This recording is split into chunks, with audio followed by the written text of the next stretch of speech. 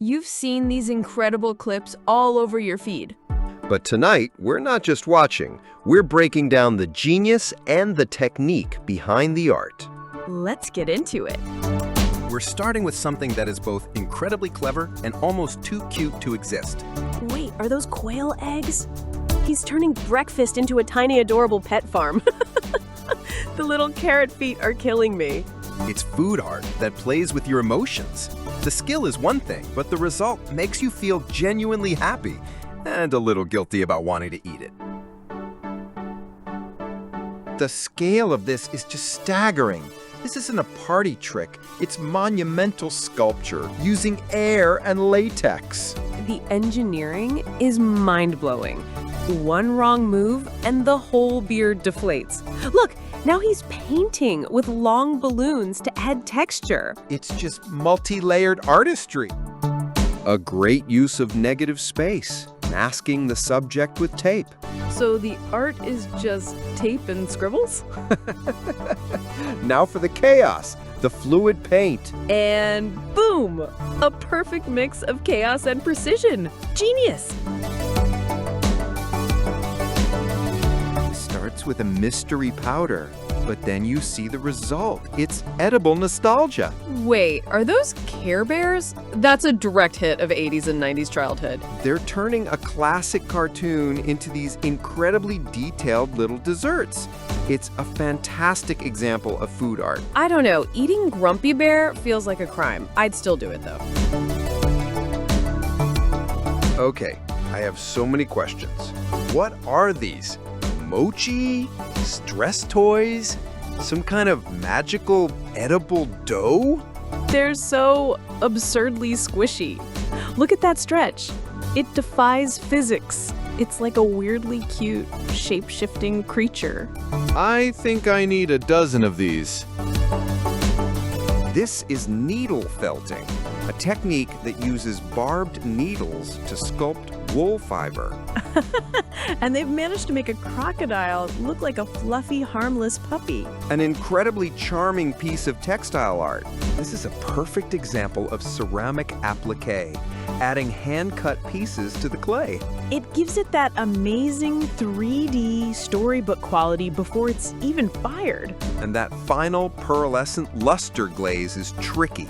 It often requires a third special firing. It turns simple tableware into functional magic. A whole aesthetic in a cup. Notice the one-point perspective sketch. The whole piece has a solid architectural foundation. My foundation is usually spilling coffee. The use of masking tape for those clean lines is so smart. It's a classic gouache technique. She's layering opaque colors, then peeling back to reveal the structure. And watching it go from flat shapes to this deep atmospheric scene is amazing. It's the contrast, right? Man-made structure versus wild nature taking it back. Beautifully melancholic. I love the clean, vector-like style of this digital illustration. It's so approachable. It's amazing how a simple, friendly shape can be given so much personality. The subtle shading is key. It adds that soft 3D volume without complex rendering. And the glasses and the little pumpkin bucket just make it perfect. He's ready for Halloween.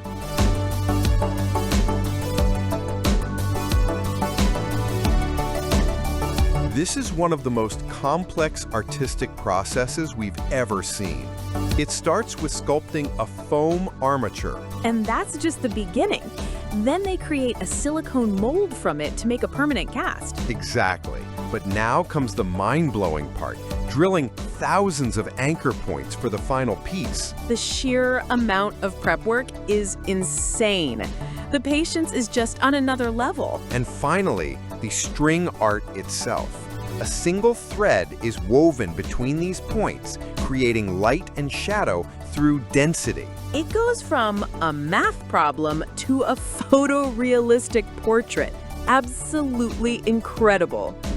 Making macarons is already a high-level baking skill. The macaronage stage is notoriously tricky.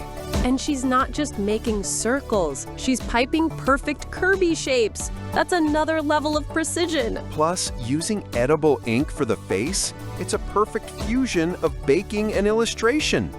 This is chalk pastel art on a monumental scale. The blending technique he's using to create those smooth gradients is masterful. But what's blowing my mind is the storytelling. He's creating these small, separate worlds inside the tree roots. It's a narrative within a narrative. He builds this huge, enchanting forest scene first, And then populates it with these tiny secret lives. It adds so much depth and discovery. and it's all ephemeral art. A temporary masterpiece on a chalkboard that will eventually be erased.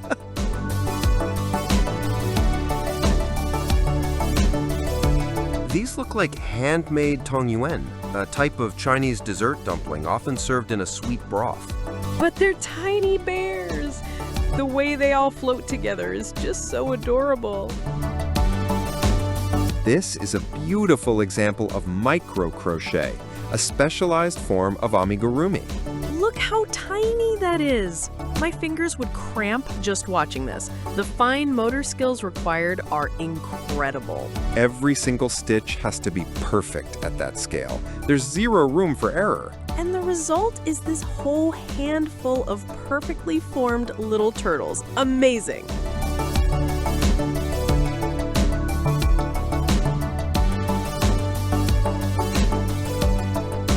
This is large-scale wire sculpture, and it's a masterclass in turning a rigid material into something fluid and organic. I can't even wrap my head around the planning. He's essentially drawing in three-dimensional space with metal. He builds a strong inner armature first for structural integrity, then uses finer wire to wrap and define the muscles and form. And the final piece, a fairy holding a dandelion, it looks weightless. How do you make steel wire look like it's floating in the wind? That's the magic. It's a breathtaking illusion of delicacy and strength. This is bead embroidery, using tiny beads to achieve photorealistic detail. The patience is mind-boggling. It's like painting, but with hundreds of individual beads. Absolutely beautiful. The goal here is hyperrealism, creating the illusion of a 3D object on a 2D surface. And it's working. I feel like I could reach out and touch that shell. The key is the patient layering of alcohol markers for the base colors, and then using a white pencil for those crucial highlights. That's what makes it pop. It's the eyes for me. They look so wet and alive. It's a stunning example of Trompe l'oeil.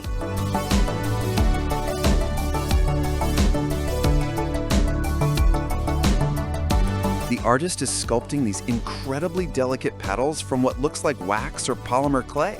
They look so realistic. And then comes the reveal. It's not just a flower, it's a candle.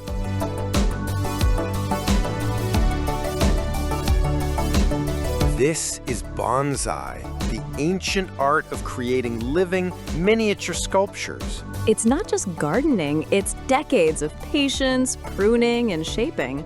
A true art form that embodies tranquility.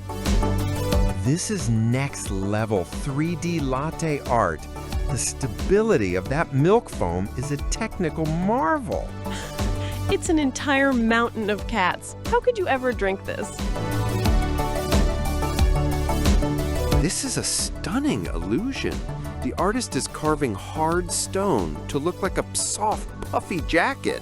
My brain refuses to accept it. That has to be the heaviest and coldest coat in history. A true feat of hyper-realistic sculpture.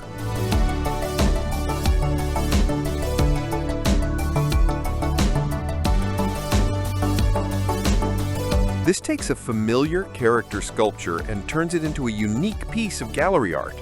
The gold leaf gilding gives it such a luxurious feel. It's so intricate. And then the reveal, she's using UV reactive paint. It's designed to have a secret life in the dark. It's literally glowing. From fine art to a magical light show. A Another beautiful piece of amigurumi. The only kind of cactus I can't kill. I need one for my desk.